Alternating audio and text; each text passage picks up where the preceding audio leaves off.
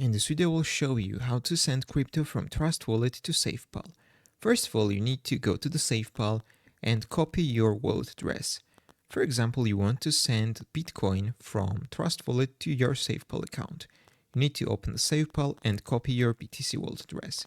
So select Bitcoin, select Receive, you can skip this, and you need to copy your wallet address.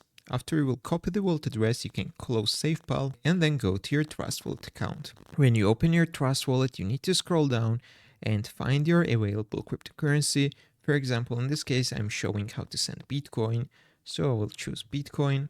Then you need to click on Send. You need to paste the wallet address you just copied from SafePal. You need to enter the amount of BTC you're sending from Trust Wallet to SafePal and then click the send button. Finalize the transaction, and in a few minutes you can check your SafePal balance. If this video was helpful for you, don't forget to click the like buttons and don't forget to subscribe.